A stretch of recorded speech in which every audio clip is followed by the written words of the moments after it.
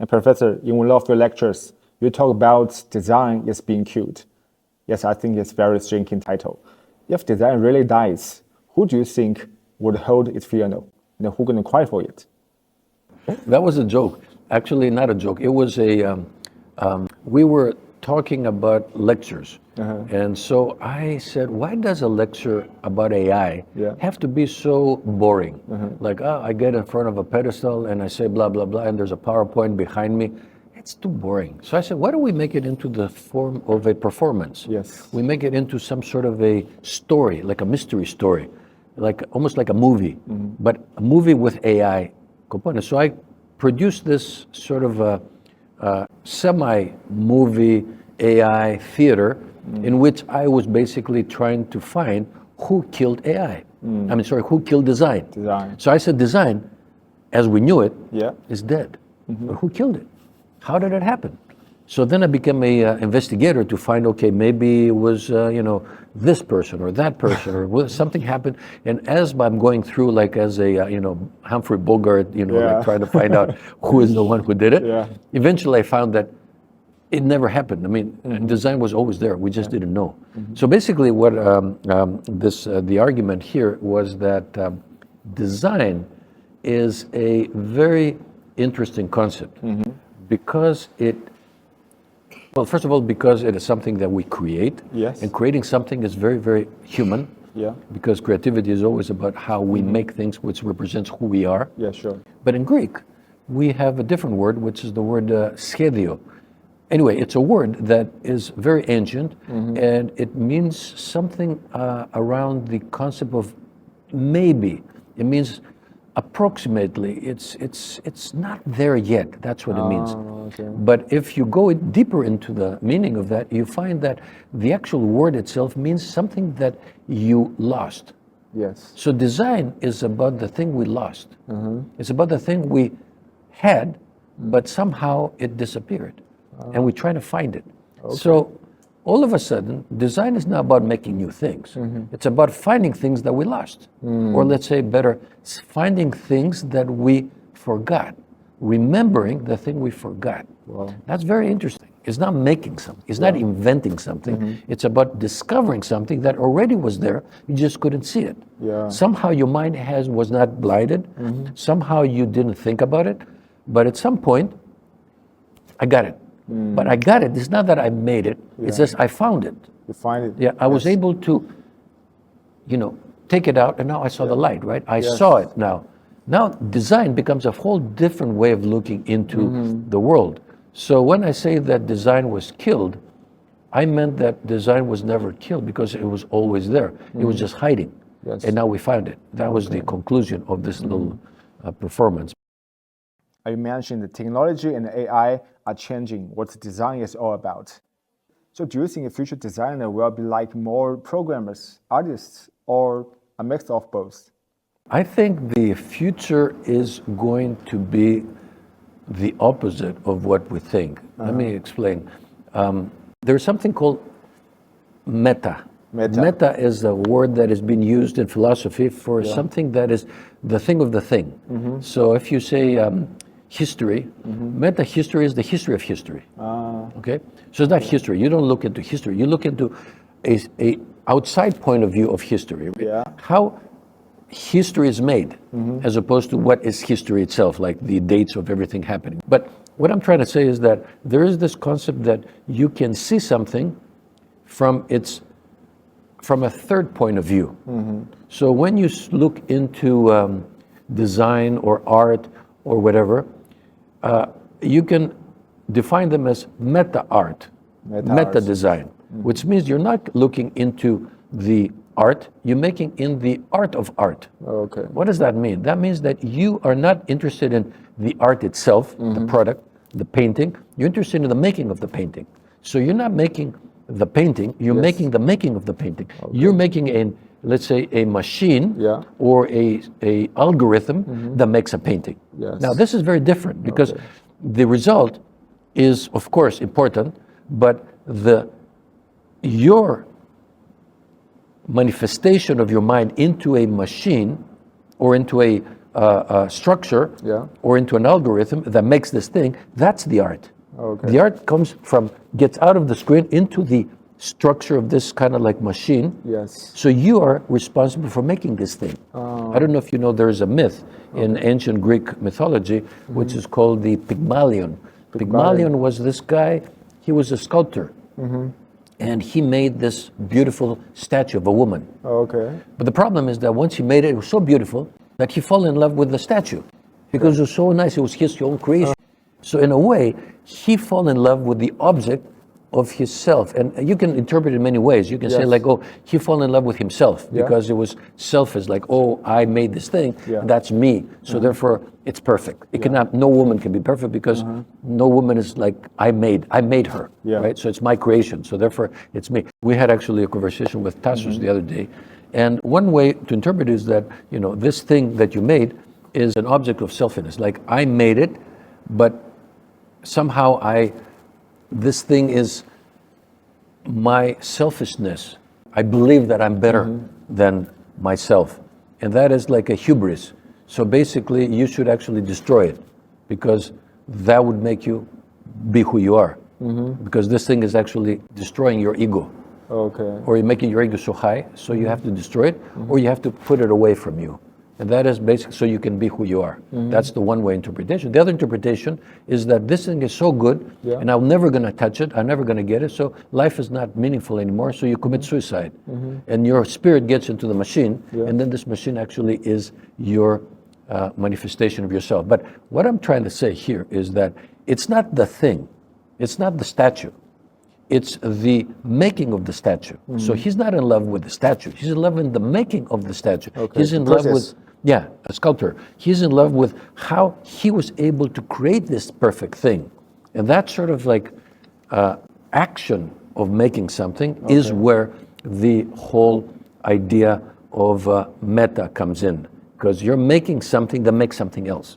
So it's not the thing that you make, it's how you have conceived yourself inside your mind. You created this algorithm that produces the perfect woman or the perfect, companion.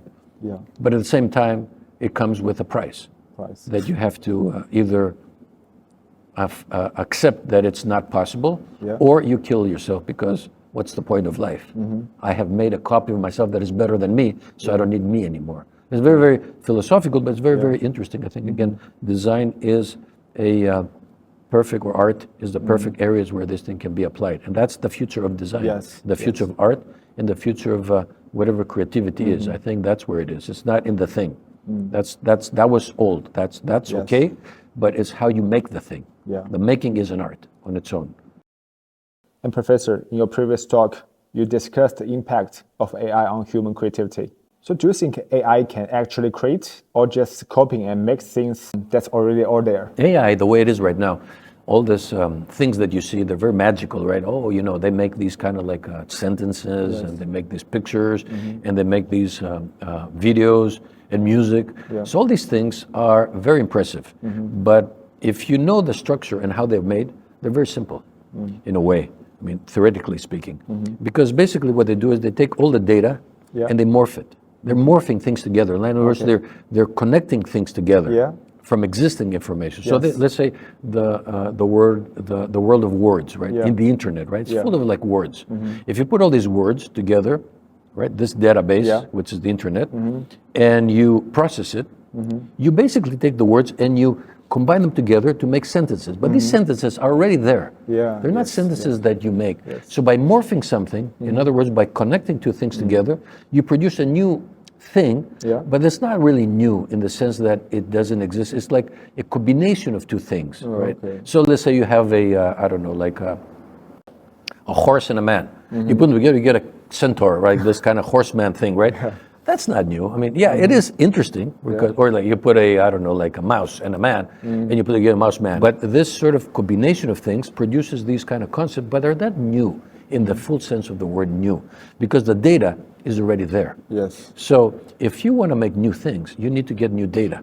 So the data have to be expanded, and that is something different from what we have right now. Basically, assembling things that are already there. And I don't think that is basically that powerful as it used to be, as it should be. And it could be. Yes. And that's what I do. There's another part of my research that does what we call permutations, which is basically combinations. So when you do combinations, you come up with many, many things that don't exist in the world. Okay. Okay, because you're combining them in all possible ways. Yeah. And these combinations will produce all the possible combinations that something is.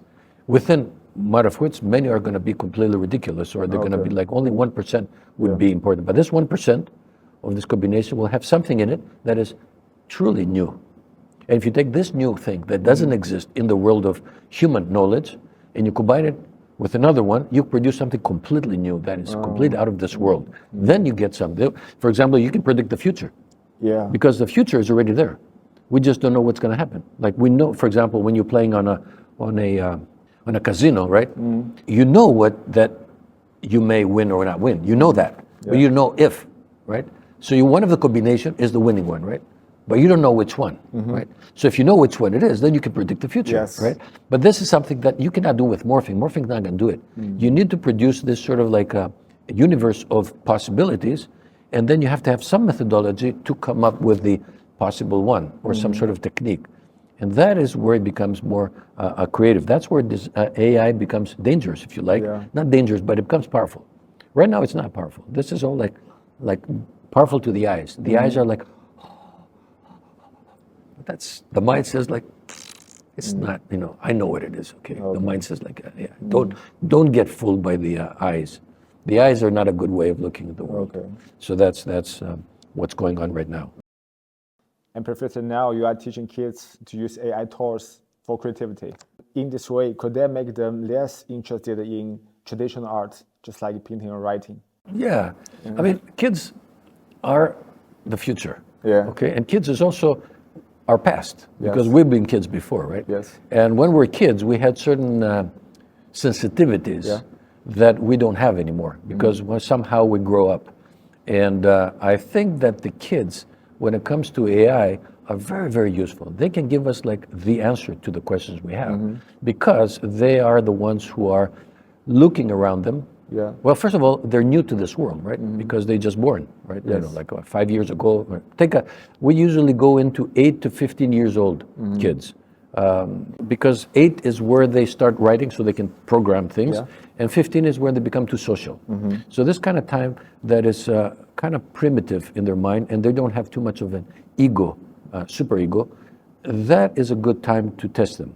So what I found out is that the kids have this ability to distance them, or to take themselves out of themselves. In other words, like I said before, first of all, they have toys. Yes. Okay? They like toys. They like things that are, and they like toys not in the sense of playing with them, but being partners with them. Okay. So they think of them like, oh, this is my, like I said before, this is a little, computer, and this is a little scarf, and now we're talking. Oh, this is like, oh, look at me, I have this. This kind of thing is very strange, okay, for us. We think this is kind of like childish, but it's not, okay? That's number one. Number two is that they are able to think in a different way, okay? And that is very important, because they can think in a strange kind of, I would say, primitive way. Primitive. Yeah, primitive in the sense that they don't have too much of an ego, okay? And they can pretend to be somebody. They like that a lot at that age. Like, how can I be you? Yeah. Or I'd be like, look at me, I'm a little dog. Like, I'm a dog, right? Like, or I'm like, like, oh, I'm a horse, right? Like that. Yes. They like this kind of. Or so deep fake is very important for them, because all of a sudden they can become something else. So they reflect themselves through that thing, and that is very important for AI education. So what we do, we try to sensitize or to learn from them how they think, so we can actually make designers more sensitive about the things that the things like. How would it be if you were a phone, right? Yeah. So the phone is not serving me. I have to know how the phone thinks. So if I know how it thinks, then we'll be better partners. So we'll be friends with the machine, right? Yes. Not a master slave, Yeah. but it's like friends. We're equal. Yeah. Or look, oh, I like this. We're like, that kind of thinking is very, very important for the kids. So the old way, I mean, of course, they should be drawing, they should be teaching, playing, but at the same time, this should be also very importantly connected with the objects and with the AI world as we know it. So this is something that I think the kids are, and that's what we do. We teach them, with Fab Lab over here, we teach them concepts, like how to think of certain things. We teach them logic, a lot of logic, how to be logical. But again, extreme logic, paradoxes, like what if you reverse logic? What if this happens? All kinds of logical things that are strange, but very, very logical, because they're very logical. Yeah. Kids are not, they don't have knowledge, but they have logic. Okay. So they can answer questions that are ethical questions in a very logical way. That's very important because they don't have biases. So logic, we do coding. They learn how to code, but not coding as in making things, but coding as in random processes, so they can actually surprise themselves. They do games. Again, not games as in playing games, but making games. Okay. They do stories from the news. We talk about what happened today, like, Elon Musk said this. Yeah. Do you agree with this? I mean, really. So when they become like 20, 30 years old and become programmers or they become, working for AI, they would think about like, yeah, that's how I thought back then. This is what is important. And now they will act and produce AI that is much more powerful than the one we do right now. Yes. So that's why I'm very interested in the kids. Okay. I'm learning. I mean, I barely teach them. They teach me. And Professor, do you think AI will change people's definition of beauty? If so, it's bad thing or good thing? Yes. Okay. So that's a May. Yeah, the May. So that's a very philosophical argument, but I think that May, I mean beauty. It's a word that is connected with shape, form, right? Which is okay because usually you like form, but the eye, like I said before, is not a good way to look into the world. It's more the mind. The mind makes beauty. Yeah. Beauty is in the mind. It's not in the eyes. So, for example, like something could be very beautiful, but it could be evil, right? Because the mind says this is not good. Yes. Because it looks good, but it's not good, right? So this kind of connection. Yeah. So in Greek, we don't use, of course, beauty because that's an English word.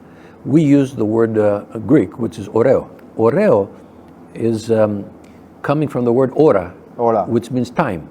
So beautiful is the thing that is at the right time. Yes. Or on time. That's what beautiful is. So it's not that the shape doesn't matter. It's if it's the right time. The time is the concept of time, which is a mental concept, is what makes it beautiful. Yeah. So for example, a plastic fruit is not beautiful because it's plastic. Yeah. It's not real. Okay? So, and then the Chinese have the same thing, right? The Chinese have something very interesting to me, which I was like, that's what I was telling you earlier, the paper that I got accepted only recently was about the concept of Mei. Mei has if you look at the character, the top part is a sheep. Yes. It's a young, right? There's a young, and then there's a big. Yes. It's a big young, right? Yeah. And the question is, why is the big young beautiful? Well, yeah, you can say because it's beautiful, because it has, big horns. Does it? Sheep don't have horns. Goats have horns. So it's not a sheep, it's a goat. If it's a goat is a different animal from a sheep. Yeah. Sheep is the one who is all together and they have like fluffy hair. Yeah. But the goat is only alone, and they go up in the high, right? They don't go in the flat. And they have straight hair, and they have horns, and they have a thing. So it looks like a goat. And so the big goat, why? Because it's tasty? Yeah. Is that why it's beautiful? Is it because it's beautiful? No, I don't think it's beautiful. If you've seen a goat, they're not beautiful. They're very ugly. In fact, if it's a horse, horses are beautiful. If it's a tiger is beautiful, right? So something about that is not making sense. But I found out that the word goat, okay, in Greek is the same word for the word that we use for tragedy. A tragedy is basically the song of the goat. Okay. The song of the goat is a tragedy. Okay. Now the question is why? Why is that the goat, when it sings, is a tragedy. And the big goat is beautiful Yeah. in Chinese, right? There's something Yes. connected because the Greek and the Chinese are trying to tell us something, and they both use the goat. So something is about the goat. That is, Yeah. and the answer is very simple. Again, you have to know what the goat. The goats actually have this sort of like strange ability to talk. I don't know if they do like bah, bah, bah, but when they are excited, they talk like humans. They do talking. Sometimes, yes. And if you don't know, you think they're talking. If you're in a dark room and you hear this noise, you see somebody's there, a human. And that is, in a way, it's a strange concept because it is an animal that wants to be human, right? Because it talks like a human, but it cannot think of it as a human, Yeah. right? That's a tragedy, in a way. It wants to be something that can never be, right? And the Chinese, at the same time, have the goat as something you can never be. Like beauty can never be made. You cannot be perfect. Yes. Beauty is the perfect, but you'll never be perfect. Yeah. So the goat, which represents the imperfection, the struggle to become perfect, like the struggle to talk Yeah. in the Greek thing, is the same concept. And therefore, beauty is about the goat, right? The young. Yeah. The young is the beauty because the young represents this strange concept of not being able to become. It cannot be. It wants to be, but it cannot be. Yeah. That's what an artist. Artist wants to be perfect, but he can never be, right? Because you cannot be perfect. So that struggle to be perfect is art Okay. and beauty. Okay. Right? The beauty is the thing you can never get. Yeah. Let's put it this way. Yeah. Right. So that's where the concept. That's where Chinese comes in as a handy thing, right? Because, like I said before, we can say beauty. Oh, it's just beautiful. Yeah. So what?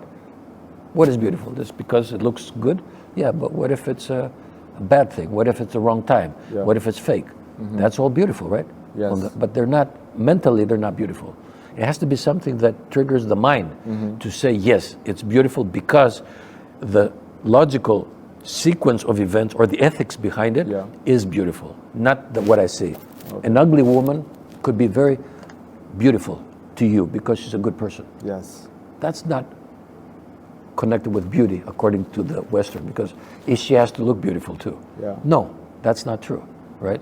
And that's where the beauty comes in. So beauty is not, again, is something that is very subjective, but it's connected again with the language, how we talk, how we understand the world, is how we express and how we conceive things in the world. So. Okay. Learn a lot from you, Professor. Thank you. Okay, I think we.